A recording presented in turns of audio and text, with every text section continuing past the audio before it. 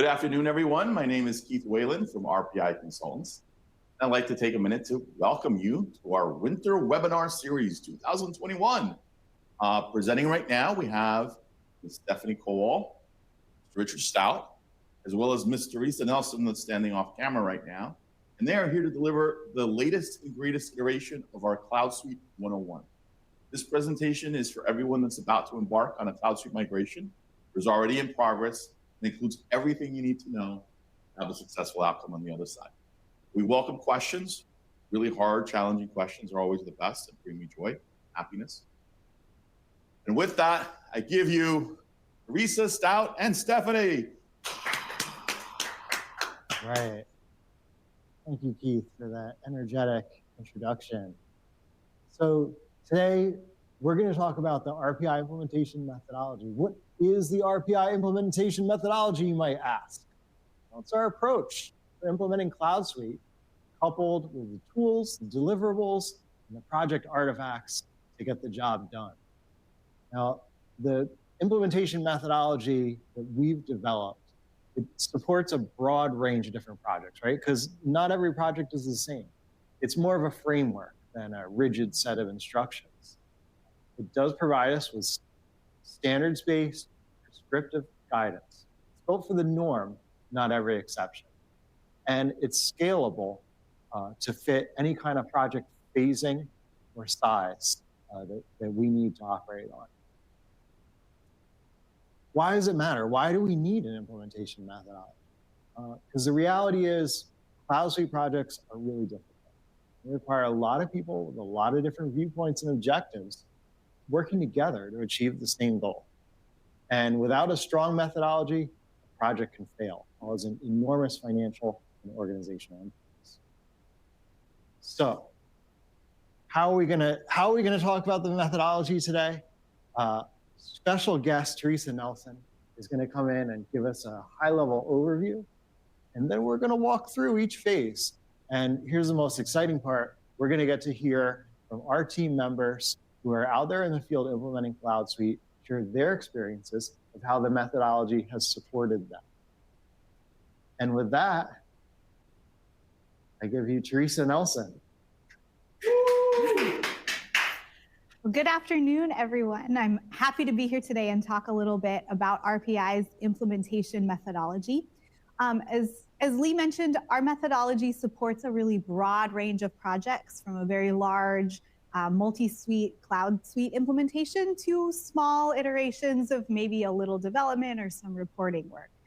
RPI leverages best practices. This is based on the Project Management Institute's waterfall methodology. And we use a 6 project phase methodology. 5 of those are execution phases. So the project starts off with an initiate and plan phase. And during this phase, we're really looking to identify what was scoped in the project and how we're going to accomplish it.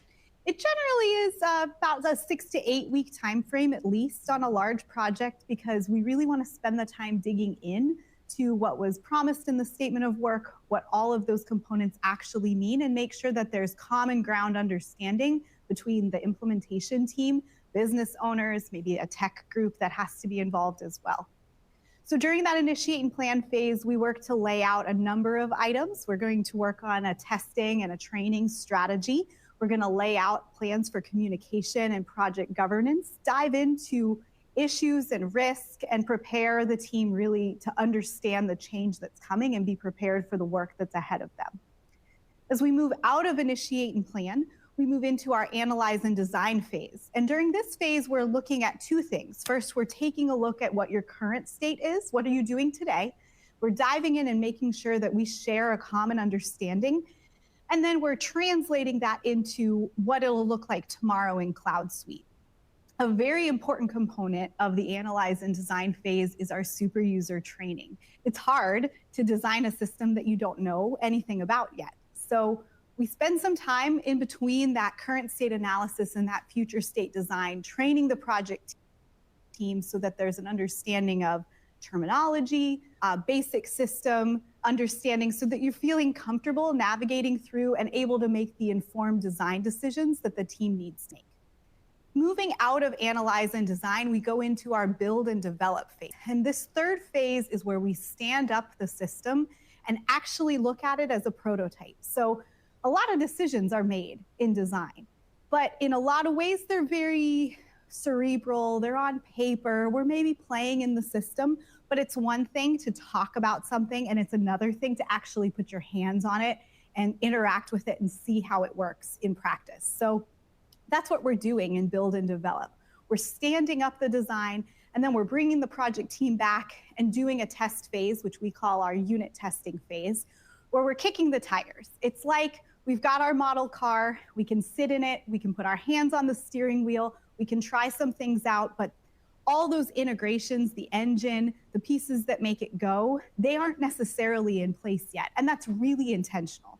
We don't want to spend the time developing all those connectors until we're confident that the basic design is pretty solid. That reduces the amount of rework that the team has to do and prepares us for the next couple phases of the project so we're at a solid starting point.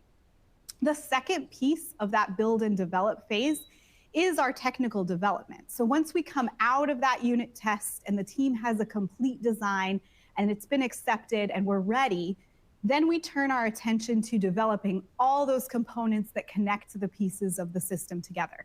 These could be integrations within the system. These could be interfaces to third-party systems outside of Infor.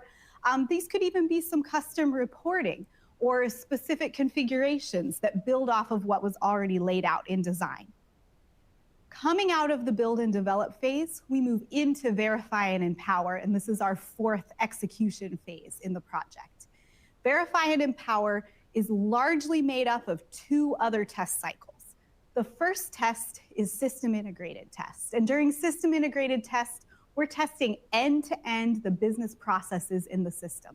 So whereas in unit test, we were just really looking at the system design and all the components weren't in place, at system integrated test, we're testing from the beginning where data gets put into the system all the way through to where it comes out as a report or to a third-party system. It's important that for system integrated testing, any must-have technical development items, anything that we really need in place for go live is there and ready to be part of that test cycle, because this is our opportunity as a team to dig in and to see end-to-end how the system's going to function and make sure we're happy with what the system does. The other test cycle that's part of Verify and Empower is user acceptance test. And at UAT, if we've done our job in unit test and we've done our job in system integrated testing, we'll get to UAT and we're able to execute an experience that really brings in some end users outside of the immediate project team. This gives exposure to the system beyond the immediate project team. It allows us to get a little bit of initial feedback from the larger organization, maybe take into some account some things that we need to incorporate into training to prepare everyone better to accept the system at go live. And if we choose our users carefully, they can help us with getting organizational excitement about what's to come. They're going to go back and say, oh my gosh, you won't believe how much easier things are going to be when we go to CloudSuite. So that's a really helpful component of UAT. Another piece of this verify and empower phase is our broader end user training. And you'll notice we've already talked about training earlier in the methodology, and that's because RPI believes that the best way to train the team is really iteratively throughout the project. So you'll notice there's training that happens as part of analyze and design. There's training that happens during build and develop when we're working together to lay things out and to do our testing cycles. But the training that happens during Verify and Empower as we're gearing up for go live is really about the larger organization and some of those end users who have not been a part of the project but need to be familiar and comfortable with the system at go live. From there, we move into our fifth execution phase, which is go live and support. And it's exactly what it sounds like. We bring the system into a live production environment, and then we're there to support it through the first month or two of its operation until it's really stable. An important thing I want to point out as part of our methodology is that green line that you see running through each of the phases. And this represents our change management, because these are large transformative projects that aren't always easy for an organization to take on. So something that we work really hard with the project team to incorporate is an understanding of what that organizational change is going to be. And it starts at the very, very beginning of the project. We weave it into initiate and plan by bringing the team on board and helping them understand what the scale and scope of this change is going to look like.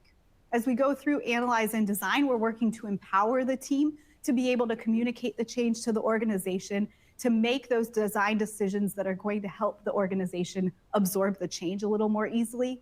And as we move into the build and develop, we're looking to engage the team and engage a larger user community so that they're ready to execute the change. And then in verify and empower, that's where you start to see things like workshops, town halls, some of the larger communication to the organization around the change. The other item I'd like to point out is our 6th phase. You'll know I mentioned there's a 6 project phase, but only 5 are execution. And that 6th phase is really where I spend most of my time as a PM, and that's monitor and control. And this is an overarching phase that really ties everything else together and represents the way that we manage our projects, making sure they stay within scope and the timeline and the budget. So that is our methodology in just a couple minutes. Thank you. So let's dive in and let's talk a bit about the first phase to get us started, initiate and plan. And I'd like to bring in Brian Luttrell, a program manager here at RPI Consultants, to share his experience in initiate and plan. Hi, my name is Brian Luttrell. I'm a program manager here at RPI. I can't stress enough the importance of spending the appropriate amount of time in the planning phase. You're laying the foundation for your entire project here, and it is well worth every minute spent. A carefully thought out strategy is how you're going to approach each area of your project is a major key to success. These projects are complicated. They're going to include people from all areas of your organization. They require communication across the organization at many different levels as the project proceeds. Thinking this through even before beginning will only help. Making sure each area understands the responsibilities to the project, not just in terms of deliverables, but in terms of timing and timeline, the number of resources anticipated to be on the project, and meeting participation. All those things are critical so that the team is well prepared from the scratch to tackle this. No surprises. I was on a project where it came to time to lay out the end user training plan. We thought we had this covered with our change management group, but surprisingly, they were of the opinion that their job was to create the training materials, but they would not be delivering the actual training. We had to really quickly assess staff to see who could and would be able to do that training. Not everybody's a trainer. We ended up with a mix of client resources and third-party consultants that had to rapidly come up to speed on the training materials and prepare themselves for their classes. In the end, it came out fine, but it was a fire drill at the end of the project that we really didn't need and could have been avoided had we done a better job in the planning phase of that project and making sure that all expectations were set correctly.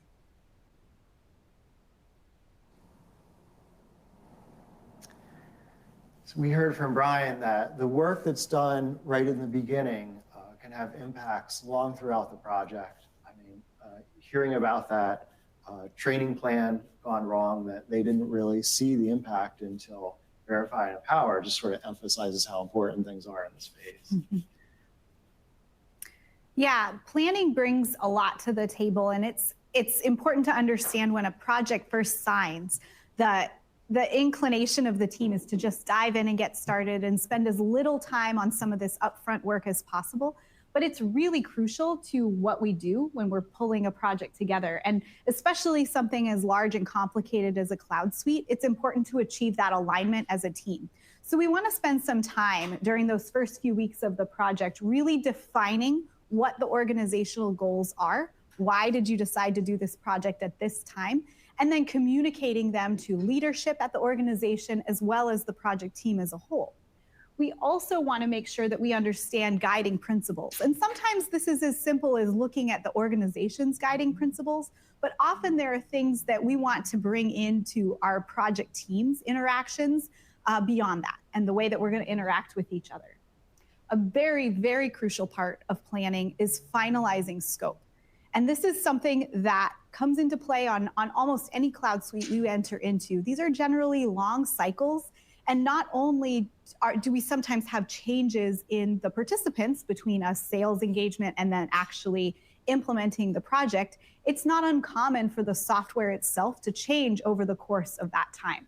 So spending the time as a team to really dive into what is part of the project and clearly define what is left out of the project is also important to set everyone up for success. Finally, we want to take the time to agree on governance so that everyone knows when they can expect communication and what that communication is going to look like. Inevitably, these projects impact a lot of people, and it's very important that we're setting up ourselves early on to be able to communicate that change to the right people at the right level. So change management, we've mentioned it kind of throughout. It's an important piece of these projects. This is large. This impacts a lot of areas beyond just IT or the specific business area. And it's important to see that and recognize that it is something that needs to be people focused. We need to understand the needs of different members of the larger organization and the way that they need to be communicated to. So that should be a part of planning as well, considering those change management areas. Absolutely. Let's move on to the sixth overall phase, monitor and control. So Teresa was diving into this when she talked through our end-to-end methodology. Monitor and control really keeps the wheels on the bus moving along. So it's really important to tie back to what you agreed upon in planning of how you're going to execute and make sure you have the tools in place in order to keep the team all on the same page. So what we have outlined here are just some high-level categories that typically get the most focus in this phase. So schedule and task management, as you'd guess, right? What is expected of the team and when is that going to happen, right? And how does that impact their day-to-day to get that done? We also have our scope and decision management. So as we agreed upon in the scope, in planning on the scope, we're going to make decisions along the way. So it's hard to go off of that by memory, right? So having a RAID log to be able to get back to and see what decisions are open or, get the history as to why that decision was made. And then also equally as important is budget management. So you're working with your implementation partner, but you also may have to get additional hardware like new handheld scanners or different printers, things like that. So, thinking of it as an overall program at your organization and not just the services or software component. So making sure that's, visible to stakeholders as necessary, and also tying that back to the work that's being completed and if you're getting the right value. Yeah, and other areas that are important to look at are risk management and having clear documentation around what the risks are, and also an organization's tolerance for risk, because it isn't one size fits all, and some risks are more important to monitor closely than others. So we want to make sure that we're continuing to focus on the right areas. Same thing with issue management. We want to work hard to document any issues that are identified so that we have them in a place that we can refer to. However, some issues have a higher priority than others. Some deserve more time than others, and we need to clearly outline what that needs to be and be prepared to manage those appropriately. It's also important that we're measuring how the project is going throughout the implementation. So, performing health assessments or gate checks as you're going across each phase to really just check in and see how things are going. Both with how the software is implemented, but also how the team's working together and how the tools are being leveraged, what's working, what we may need to make some tweaks on to ensure project success. Let's hear from another one of our program managers, Amy Newman, on her thoughts on how to successfully monitor and control a CloudSuite project. So some of the common methods to help manage issues and risk, and just to level set, issues and risk can range in a variety of different ranks, right? So low, medium, and high. and a risk can be a low, medium, or high rank, and so can an issue. So it's important to keep up with those on a tracker, on a risk tracker or issue tracker. And on that tracker, it's even more important to make sure that you categorize and prioritize those risks or issues so that you know which ones are the most critical, that could be a showstopper. There's the low risk or issues that are just, you can work around. They're not really a big deal. But then you get a high issue or risk that could be, impeding your go live or something like that. So it's important to measure them, to rank them on your tracker, and to make sure that if there is a high risk, you have a mitigation plan so that you can mitigate that risk or issue as much as possible and have a good go live. I think it's really important to work with the client and the client's PM and the project team and set a benchmark of reasonable touch points or huddles that we call them with each work stream. So we typically have weekly huddle meetings with whatever work stream we're working with, supply chain, finance, HCM, and through those huddles, we keep constant update on that work stream's progress. So we always know if there's any issues or concerns, anything that needs to be escalated, what the progress are, do we need to bring other people in? And those seem to really, really help the communication across both the RPI internal team and the leads and the client team and their leads so that we're always on the same page. So I have what I call the easy E's to help keep sponsors involved in the project. And those are, number one, to keep them excited. It's so easy when you have an excited sponsor that continues to champion the project with others. And there's daunting days on these large projects and people are overworked. So sometimes everybody just needs a little cheer. Also, the second E would be engaged. It's so very important for the sponsor to stay continually engaged and know what's going on. Always, they're accessible to you if you need help, if you need, anything. That sponsor is engaged enough to know that when you go to them, they understand that it might be important for them to get involved or to just, message something else that you might need. The last E is to enlighten the executives.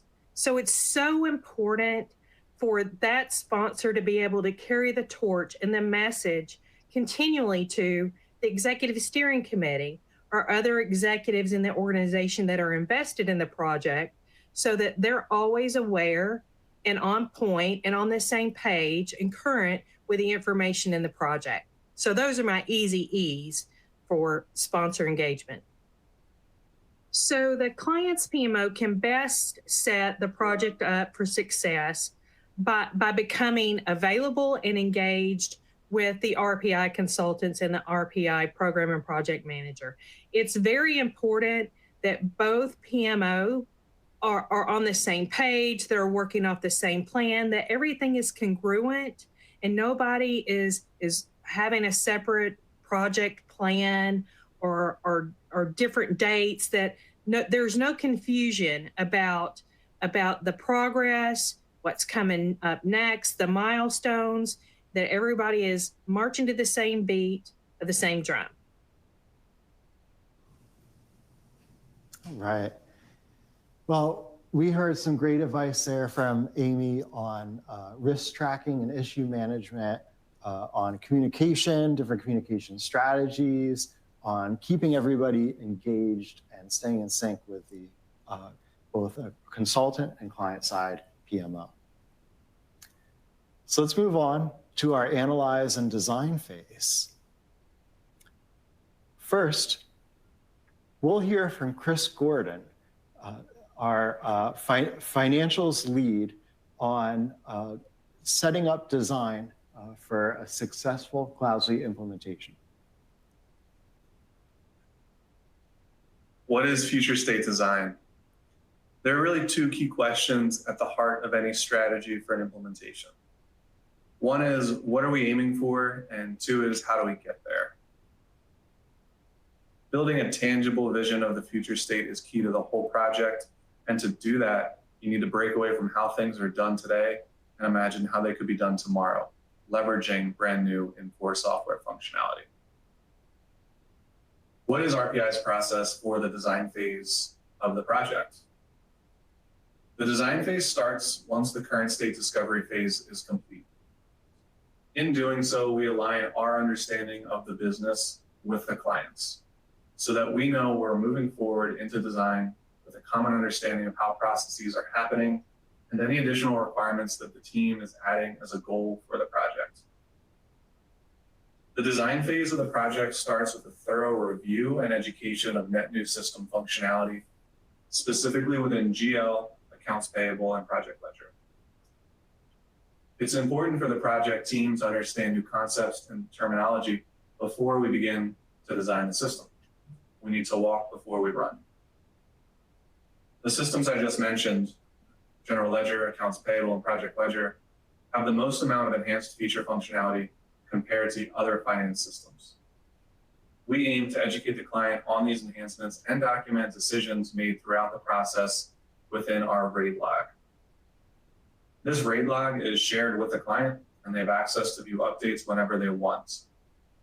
Whether the client plans to implement the functionality or not, we intend to capture the decision and document it. There's more to design than just net new functionality.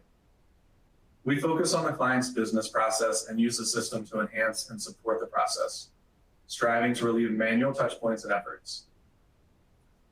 The design phase will document all of the business processes in scope and illustrate the people, systems, and technology used to make the business process work and meet your requirements.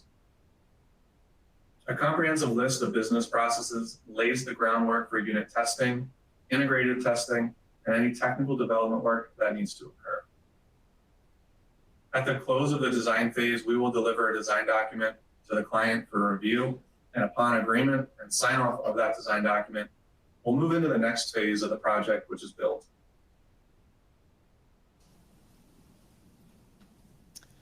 So we heard from Chris that training is an important part of design. And Teresa, you had mentioned earlier that we take an iterative approach because we do have that chicken and egg problem, right? Where in order to design the new solution, you need to have a pretty good understanding of the system and how it works. An understanding that's difficult to gain long before you're really getting hands-on and processing transactions through. Absolutely. So Chris spoke a bit about what happens on the functional side, where we're enabling the team with some added knowledge, but also pulling on your current state, understanding how you do business today, and trying to tie the two together when we're educating you on the possibilities. During this phase, we're also bridging the gap between what your vision is and what reality is, right? A lot of that ties to the technical work stream as it relates to design. So as we're going through that iterative process in design, the technical team is also working to onboard team members to new tools, technology possibilities, and collaborating with the functional side to talk through what those possibilities are and how far you really want to go with it in the initial phase. All of that leads up to that unit testing where you're just kind of kicking things off, that baseline functionality, and then getting that additional knowledge to build upon once you know how the system works. And then I believe next we're going to dive into more of the technical development that happens a little bit later when we write out what our design is and we see, well, how can we actually make this happen? Yeah, that's really a sort of a key point that you're hitting on, right? It's that the functional requirements drive the technical development needs. Right? We're only using technical development where we have to bridge gaps between what the system can do and what the business needs it to do. And that's a bit of a pivot, from IT organizations that are used to application upgrades, where it's more about shepherding a catalog of developed items through various update cycles. Here we're saying, no, let's go back to the original business justification. And we heard from Chris that one of the two really important deliverables from this phase is used to memorialize that, right? We've got our design document, which is basically our blueprint of, how is CloudSuite going to work? But that pairs up with our RAID log that memorializes, how do we get here? Why does the design look this way? Because later on in the project, if we find things aren't working, if we're running into issues in test rounds and we need to go reevaluate the design, or if we've simply overextended our aspirations to maybe create some technical items that we find we don't have all the resources to accomplish, we need a way to go back and understand, where did these come from? How did these things make it in the design document? And the RAID log's really our tool for doing it. So with that, let's get into build and develop.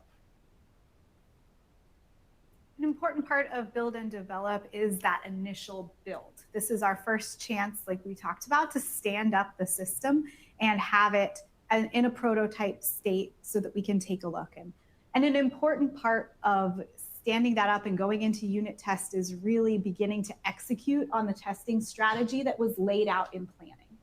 And an important part of the testing strategy is really defining what exactly we want to test and what is our acceptance criteria. Because it's nuanced with systems like these sometimes, what could be a pass and what could be a fail. So clearly defining what that's going to look like helps set the team up to go into testing with confidence and know what they're looking for.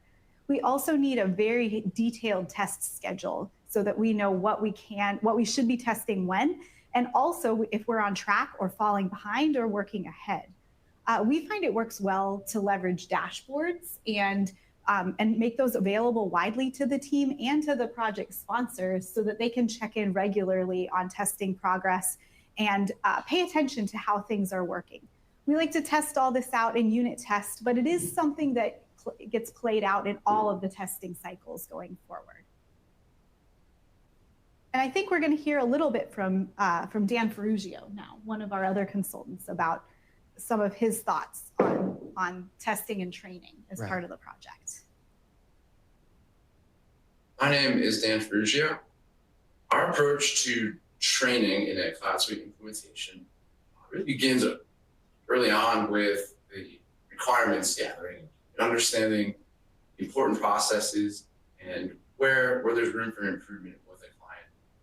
So it's important to start thinking about training early on in any project or engagement. So as the project progresses, we're able to start planning for what that training is going to look like and make it as real life as possible in different scenarios, and making sure that that process or whatever is being trained on is fully vetted, and we're able to know the ins and outs and where there could be potential gaps or breakdowns, and just helps get prepared for that final go live and conversion and get everyone ready for day one go live. In today's working environment where there's a lot more remote interaction, we've had to change our approach a little bit to make training be more successful, keep it engaging and fun. After being in a remote working environment for coming up on probably 2 years now, I've learned that there's a few things that actually really contribute to the success or helping training or testing sessions be more successful. And that's both with technology and the style in which these sessions are being held. In the remote world, I found it's very helpful to have cameras on so we know we're engaged. It's always helpful to have more than one monitor, so you have a test script up and the system on another. You're able to toggle back and forth. And it's nice to be able to have breakout sessions within the main training or testing room. So if someone has a question or is running into issues, maybe they're falling behind, it's a safe place for them to break off and have a little one-on-one time with another consultant, where they could get that one-on-one attention and address any questions or concerns that might not be surface level questions. It could be deeper than just what they're testing, and just being able to have that conversation and ask a few questions will really help paint that big picture and help them see where this is going, why we're doing these things. What helps us really gauge the success of training is leveraging some tools to measure the progress of training. So novel tools that we leverage to gauge the success of training or testing is a dashboard that's created at the beginning of each testing or training cycle that gives you insight, both RPI and our partners, to be able to see the status of training, each area, each department, in real time of where they are, what's been successful, how many scripts have been tested, how many have passed, how many have failed, how many have issues, what's being worked on. At any given point in time, if there's a question that comes up, we have a point of reference to look into, to speak to, and understand if where we need to refocus efforts, or if we need to cycle back and adjust anything with our approach. We're getting different people in the room.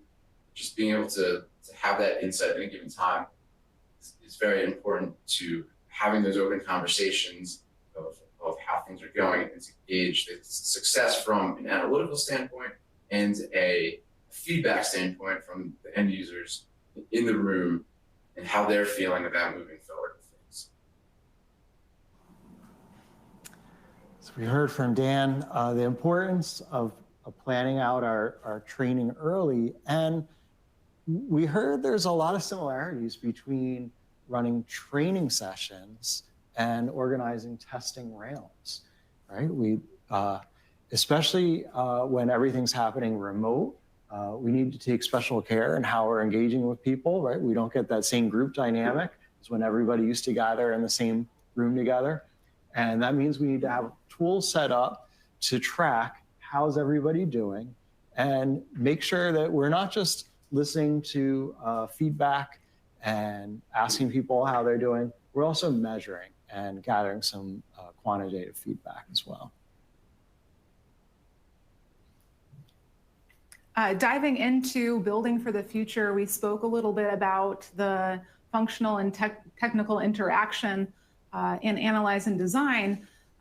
In build and develop, this is really where we kick off that development work. And that can be overwhelming, especially if you are moving from a system that you've been using for 20 years. You have a lot of customization or, more complex integrations at your organization. So, we're deep diving and doing a gap analysis to figure out which things come delivered in the system that you can, make some of those integrations obsolete. But as you're moving forward and looking at all that backlog that you have to develop, it can be really overwhelming for organizations. So where our implementation methodology follows a more standard waterfall approach, we have been moving forward with Agile for our technical development. So what you can see here is a typical workflow where we have that backlog of development items. We need to, ensure that they're all complete before SIT, our must-haves. We are then defining which development items we want to work on first, and then protecting our developers, ensuring that we're removing obstacles that they may have in front of them so they can just focus on that development work without distractions. We check in with them. Oftentimes we have daily stand-ups where we're checking in, seeing how that development is progressing, and also doing some lessons learned along the way and ensuring that we're moving forward with best practices and keeping an eye on that scope and budget and timeline along the way as well. And then from there, we work to package up those development items into releases that typically work into each test cycle. And then that cycle just continues. Jeremy, one of our principal technical consultants, is going to be diving in and sharing a little bit more information on his boots in the ground experience working with Agile and technical development. Hi, my name is Jeremy Stolzfus, Principal Technical Consultant with RPI Consultants. As far as our Agile methodology for development, it's nice to break things down into smaller chunks and allow those developers to become more familiar with the tools and the application themselves. So we look at starting out as a 2-week sprint cycle, basically going into a planning session to say, okay, what do you think you can accomplish over the next 2 weeks? And then we celebrate those successes. So if we get everything done, then that's great. And then it builds confidence in the developers. As far as managing the volume of work that needs to be done from a development perspective on these CloudSuite projects, we use a list and we track hours, we put estimates on all those things, and we prioritize things. How we prioritize those, again, is looking at the value and what that provides to the business. So making fields required on a form, for example, can be very important because it affects the business process later down the road.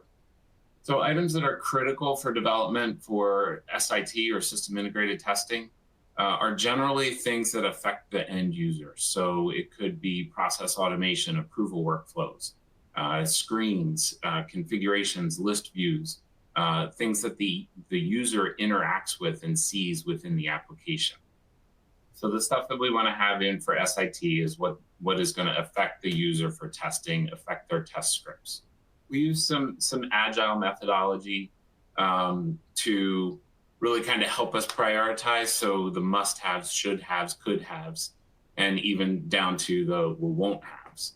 That helps us align what needs to be done for earlier in the testing phase. But then as we go through the development cycle of all of the items that are on the list, utilizing those estimates as guidelines as far as, okay, what can we accomplish in the next couple of weeks? And to build on that as we go through the development phase. So we talked about earlier that the design phase is really where we generate what our technical development requirements are. And Jeremy just mentioned that there's a number of items that need to be completed by SIT to make sure everything's tested. So that's a pretty short window. And a lot of our clients have a strong concern about getting all of that work done. And that makes a lot of sense because even for organizations that have a strong development team in-house, there's naturally going to be some amount of time to ramp up on those new tools and technologies that are used for CloudSuite. And that's why our implementation methodology has so much focus on managing the technical work because it's so critical to get done over such a short window. We're having daily touch points to check in and make sure we can mitigate any risks of anything falling behind schedule. And prioritizing that work is such a key piece of it, making sure that those must-have items really truly are must-have, and protecting kind of that part of the work where you're putting your most focus versus trying to bring too much in too early on. It's an important piece too. Yeah. So speaking of SIT, let's get into verify and empower. So as we're gearing up for this fourth phase, this is all about in-depth testing of the system. And one of the great things about CloudSuite and the opportunities that we have is that every time we're getting in the system and we're testing, we also have that opportunity to train the team just a little bit more. Testing by its nature is very, very focused in the system, and the scripts themselves take you step by step through the business process. So it gives that project team and later on the end users an opportunity to be hands-on in the system even more. And what we're finding is that different groups have different needs as far as training is concerned. So when we start to look at empowering the broader user community, it's important not to focus too narrowly on any one tool or method. We like to have a broad use of tools so that we have lots of things available to those end users. Things like job aids that they can just go grab and walk them through a process, or a video if they just want something they can quickly look at to show them how to do a process in the system. Then obviously there's a need for more in-depth training where we bring in an instructor or do it virtually with an instructor and walk very closely through the process and have someone there to answer the kind of questions that come up as well. Then of course there's those interactive lessons, which I believe testing is a part of too. The opportunity to be hands-on in the system, interacting with the business processes, watching data flow from end to end. Let's hear a bit from Sherry Nettles about how she makes sure testing is effective and successful and an equal training opportunity. Hi, my name is Sherry Nettles, and I'm a senior principal financials consultant with RPI. So methodology and tools that we use during testing for both unit testing and system integrated testing is a testing tracker in Smartsheet. I found this tool to be really beneficial because you can identify who the tester is going to be and what the specific scenario is that they're going to be testing. Why this is important is everyone knows exactly what they're going to be doing when they come into the testing room. The tracker itself has every script identified and attached to the scenario within the tracker. We make notes in the tracker as far as whether the item passed, failed, whether it needs to be retested, something needs to be investigated, so you don't lose track of anything. That's very, very important during testing because it can get a little crazy. A lot of stuff going on in the room, a lot of great questions and dialogue happening. A key thing that I ask my users to bring is all the materials, or at least a substantial amount of materials for the tasks that you do every day in your job. So we've identified all of these testing scenarios in advance, but you really want to bring all of your materials ahead of time. Make sure your journal entries are mapped to your new global ledger structure. You don't want to waste time in testing trying to map your data. You want that done in advance. And we work with our clients to make sure that's accomplished beforehand so they come as prepared as possible to the testing session so we can make the most of our time together and not waste any time. Another is just materials for everything that you do today. I say to the users all the time, I'm like, what do you do today, every day when you're sitting at your desk? And bring those materials and make sure we run through those scenarios while we're in testing together. So the value of that is we catch maybe something that wasn't identified by the users, because always when you're sitting in front of the computer, working together in a room, you end up thinking of things like, oh my gosh, what about this specific allocation that I do today via manual journal entry? Can we automate that? So a lot of really good dialogue and conversation comes out of those testing sessions when you really pay attention to what you do in your role today and making sure that you're executing a test that has to do with every task that you do. That way you're guaranteed not to really miss anything and you're going to be ultimately prepared for your go live. Validation of data is very, very important. And I'm going to break it up into two different validations. So you have historical data validation for your converted data, as well as validation of all the items you process during testing. So our converted data validation is very essential because we need to make sure data is mapped correctly, especially in the financial world, which is my world that I operate and live in. We want to make sure everything's mapped correctly. So when you're doing reporting going forward at and beyond go live, you're really comparing apples to apples with your financial reporting, making sure that items are mapped to the department account that you want them mapped to. Testing is a form of training, but it's not meant to be the only training that the users get. So we do always provide super user training prior to our test sessions, so users are familiar with navigation, how to get around in the system, and how to do most of the tasks that they're going to be doing. But testing is always meant to be additional training for the users, because in my opinion, any time that you're getting in the system, using the system and going through the steps of doing any task, that is training. So very valuable, very important. And that's the goal with testing and training, is for everyone to feel comfortable with the system, really get in there and do what they're going to be doing in the live environment, and get a comfort level and get the experience. That's a really salient point there at the end from Sherry. I mean, as you mentioned, user acceptance testing, if we're doing our job right, it's going pretty smoothly, and it's building some excitement, right? It's our last opportunity for the broader team to get really hands-on and practice what their job's going to be when it comes to go live. So speaking of, our final phase is go live and support. And go live and support obviously is about the cutover. It's converting, it's bringing CloudSuite up to be the system of record, but it doesn't end there, right? Because whilst we talked about testing and iterative training throughout a project and gradually getting business teams ready to take over business operations on CloudSuite, what about IT? What about the ERP administration team, right? Go live is also about their first days operating CloudSuite as a production system. So throughout our implementation, we have some techniques that we use to help engage IT the same way we're engaging the business to make sure that they're prepared. So let's hear from Chris Rosen, who has worked in our managed services organization. He's currently now a technical consultant. So he has a really interesting perspective on this. My name is Chris Rosen. I'm a technical consultant here at RPI Consultants. So transferring from Lawson to CloudSuite from a support perspective is very different. From an administration perspective, it changes where you have to look for things and your responsibilities. So the technology change is a big one. You're now more required to monitor, for instance, async. Monitoring async, making sure async's not getting backed up with failures.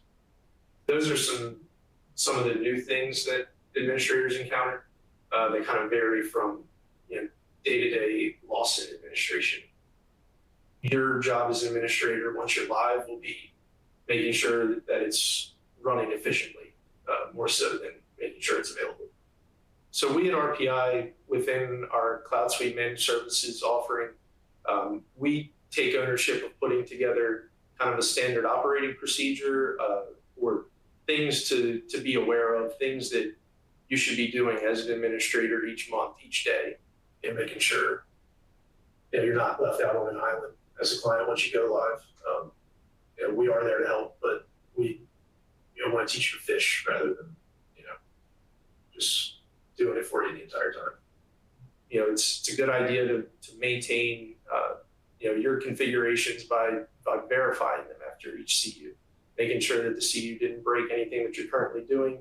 That'll affect end user processing once they get in the office, on Monday.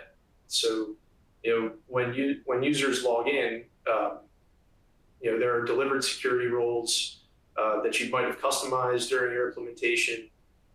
Each month, infor with the CU is going to push out updates to those standard security roles. If you've customized any security during the implementation, it'll be an administrator's job to look at the security delta that infor provides, compare that to your custom roles, decide whether or not you need to merge those changes, or if you even need your custom role anymore. Maybe you have the opportunity to revert to a standard role that you don't have to worry about anymore. So during the implementation, we're working with the client IT or ERP application team, making sure that they're working with us on the design of things, on the building of the technical items, so interfaces, action requests, everything of that matter, everything that they're going to have to be able to support once the system is live. Once that knowledge share has occurred, and throughout each testing phase, they take on more and more responsibility troubleshooting their own issues. That way, when they are live, as issues do start to come in, they're kind of the first line of defense, and then we as the consultant are there to help them with anything that they're not immediately able to resolve. Well, there you have it, the keys to CloudSuite success following the RPI implementation methodology. So with that, should we take some questions? Yes, absolutely. Thank you, guys. That was excellent. Love all the video cuts. First question, I'm going to start with myself. I'll let you add on. The question is, what can I do as a customer to be proactive in staffing starting a CloudSuite project? And so this is an opportunity for me to plug our webinar tomorrow at 1 o'clock, getting ready for a CloudSuite project that talks about what you can do now to prepare for some of the challenges that we face in CloudSuite projects. But maybe you guys want to quickly ad lib. Yeah, sure. I'll get started. I'll just say that, yeah, we acknowledge that that is a big challenge. We're working on CloudSuite implementations that will go 1, sometimes 2, even 2.5 years, and it's a pretty stressful time where our project leads feel like they can barely take vacation or get a moment's break because they have to do their day jobs as well as build the system at the same time. And really, we're seeing like approximately 1-to-1 in terms of time that gets put into the implementation. And it's true that if an organization is already stretched really thin on resourcing and they're coming into a project, that's going to be really painful. So it is important to plan for some staff augmentation to make sure you've got that space to really focus on CloudSuite and hopefully allow other people to handle the day-to-day. I would also say that spending some more time on thinking through your vision of the project. What are you hoping to gain? Are you just trying to move to the latest and greatest system and use that baseline functionality, take advantage of that?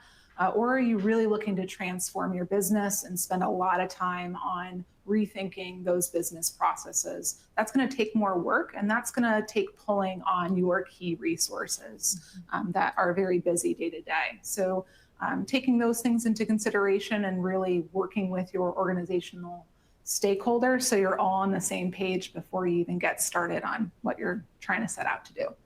And jumping off of that, it's important to do these considerations as part of planning because you're building what you're using for the future. So making the investment to have your resources involved in the project from the start gives them the advantage of those iterative training cycles and the opportunity to really dig in and build something that's going to serve the organization, hopefully for another 20 years in the future. So spending the time, making the preparations, getting things in place now is going to pay dividends down the line. Thank you, guys. That was great. I just want to add to what Stephanie was saying is, even if you are the system owner or the ERP application owner that's driving this change, you might not realize there's different voices in the organization that have different visions of what this can look like. So getting your vision really means coalescing the team together and all getting on the same page, sitting down and having some conversations. A related question, what are the places in the project you find customers struggle with the most? I know my answers. I'll start with technical development. Timeline of technical development is a struggle. To do it at the optimal time, you want to position it between the end of that unit test cycle so that you have a design that's fully understood and vetted by the team and less likely rework. And you've got between there and that system integrated test cycle where we want to then be able to test technical development end to end. So we mentioned a lot of those struggles from the beginning. It's new tools that the team has to learn. It's generally a very, very long list of development items. And then it's a tight time frame that we're trying to squeeze that into. So I'm finding that really rigorous prioritization so that must-have list is as narrow as it can be helps. Also, staff augmentation, freeing up the resources so that they can dig into those sprints and be dedicated to the work that's going on for that, whatever that 8-week window is going to be. That helps as well. And then having the really regular check-ins to stay on top of things. And then if things are starting to fall behind, being able to quickly identify that and get involved so that we're not finding ourselves a couple weeks away from system integrated test and in a world of trouble. Verify and empower is really where the rubber meets the road. And, I would say during SIT testing and vetting out some of that technical development, it's also a bit of not letting perfection get in the way of progress. That's a real big message as you're starting to get your hands on things. You get excited and you want to build upon that. And it's really important to not get too carried away, on your initial implementation and make sure that you have a good strategy, to Teresa's point, with your priorities. So you're not forgetting about those ideas, but you're just saving them for post-go live optimization. Another sort of big challenge continues to be data conversion. I think that's just the nature of moving to a modern cloud-based application. The structures are just different. The data integrity rules are different. And the reality is when you're moving to CloudSuite, no matter what the legacy system is, you're going to have to make some compromises. And you're probably not going to bring as much data into CloudSuite as you would wish. So you need to really focus on what's absolutely critical to minimize the pain and risk that you might feel during the implementation. All right, thank you guys very much. Thanks to everyone that attended and is still around. We hope you'll join us for some further webinars later today and later this week. Thanks, everyone. Thank you. Thank you.